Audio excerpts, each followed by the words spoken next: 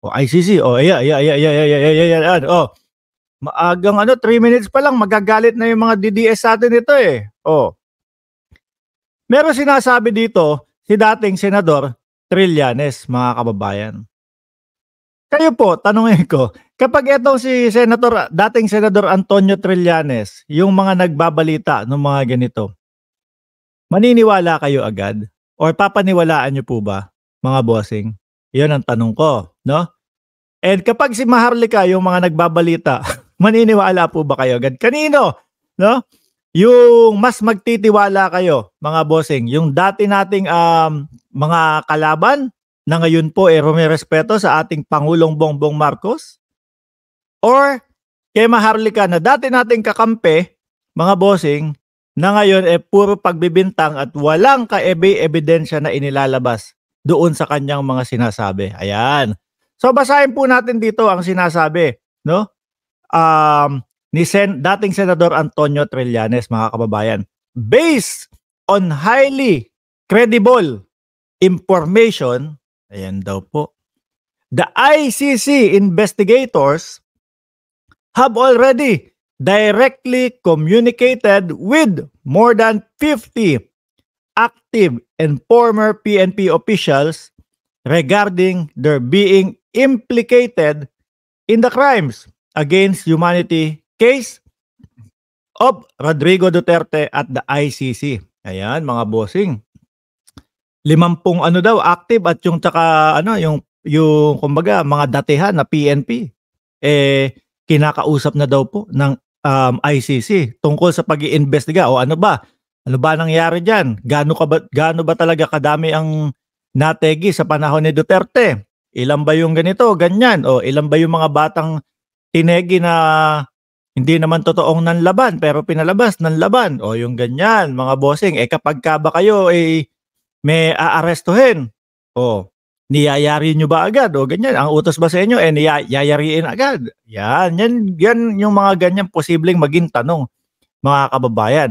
Binibigyan nyo ba ng sapat na due process yung inyong mga target na yung mga huhulihin ninyo? Binabasahan nyo ba ng Miranda rights yung mga huhulihin nyo? Ganyan po yung mga posible na itatanong dyan sa mga kapulisan na yan, mga bossing.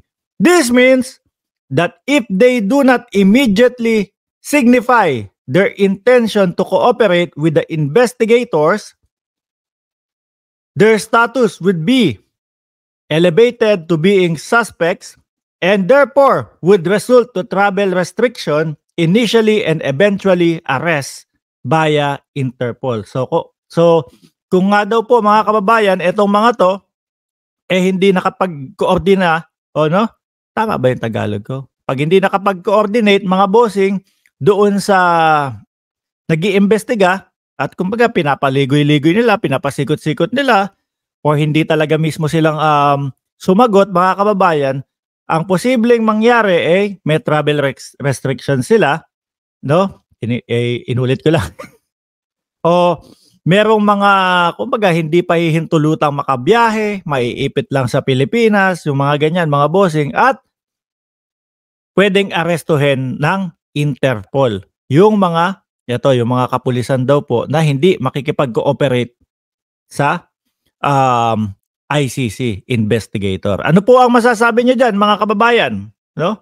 Ako po, sa akin, mga boss chief amo, sir, kasi madami na din pong madami na din pong sumisigaw ng ICC no? Although, lagi pong sinasabi ng ating Pangulo, International Criminal Court, walang jurisdiction yan sa Pilipinas. Hindi makakapasok yan. Sabi din ng Department of Justice Secretary Boying Remulla, pwede silang pumunta dito sa Pilipinas. Walang problema kung mamamasyal sila. Pero kung sasabihin nila, may gagawin sila na labag, no, doon sa jurisdiction, nako, dadamputin namin sila. Kaya lang, mga kababayan, mga boss chief amo, sir, ito pong mga huling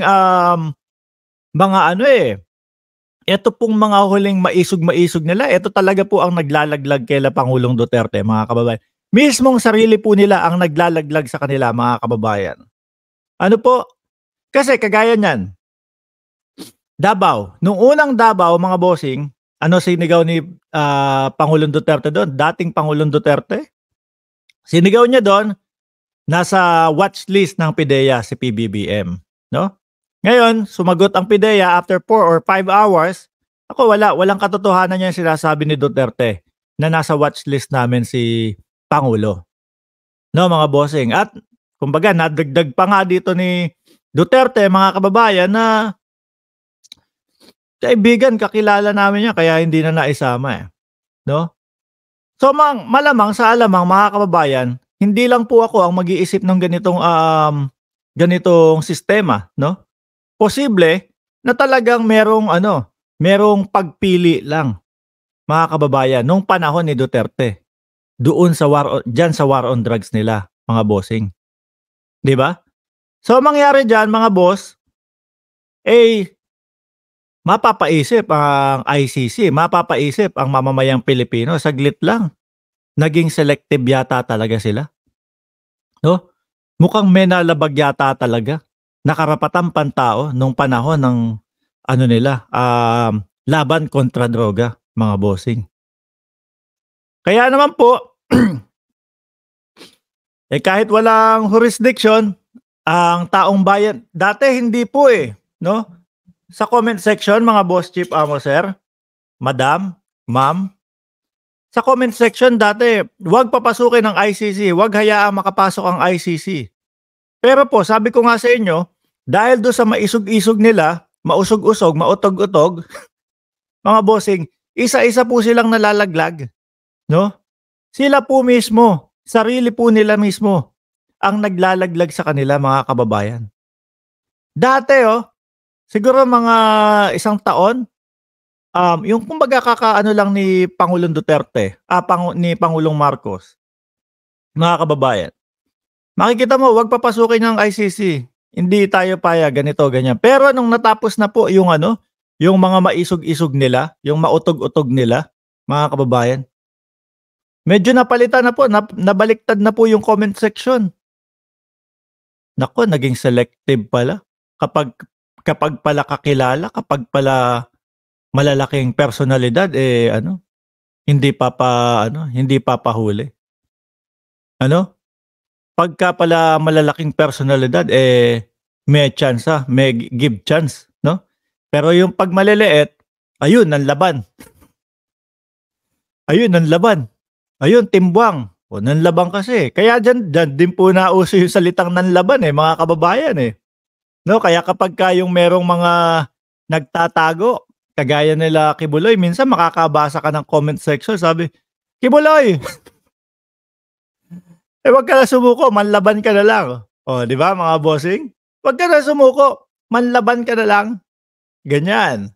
Sabi ni Ma'am GB, shout out sa lahat, Boss Mark. Yan, 311 viewers. Wag niyo pong kalimutan na i-like itong live stream natin.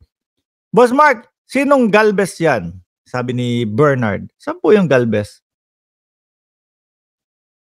Wala akong nakitang Galvez.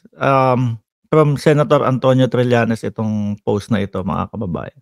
So kayo po ba ngayon, magtatanong ulit tayo, no? Sa comment section. Magtatanong ulit tayo sa comment section. Shiro Kansaki, new subviewer. Salamat po. Kung dati, tayo po sumisigaw ng huwag papasukin ang International Criminal Court, mga kababayan. Ngayon po, ano po ang sagot ninyo, mga bossing? No? Ano po ang stand ninyo? Si BP Sara, wag na natin tanungin yan. Siyempre, no comment. Siguro no comment. No comment, syukran. Hindi, magkukomento yan dahil kumbaga si dating Pangulong Duterte, itong ang pinag-uusapan dito, malamang magkomento yan. Kayo po, tatanungin ulit natin, no? Sa muling pagkakataon, ang mga nandiyan, mga bossing. Payag ba kayo na makapasok ang International Criminal Court sa ating bansa o hindi? Ayan, simpleng tanong lang po, Sa totoo lang, sabi ni Ka-Farmer, mga DDS vloggers din ang nagpapabagsak kay Duterte. Meron pang isang vlogger, ang title, Duterte huhulihin ng ICC. Pinahamak pa ang sinusuporta. Ewan ko dyan. Kaya po yung mga yan, mga bossing, mahahalata mo na kailangan may content. May pang-content lang, sige.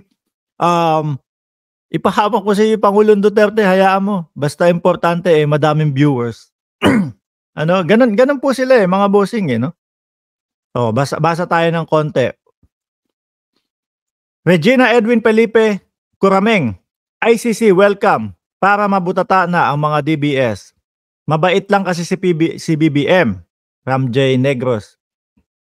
Pero sana lang wag naman abusuhin. Pero may pinatunayan na naman, no?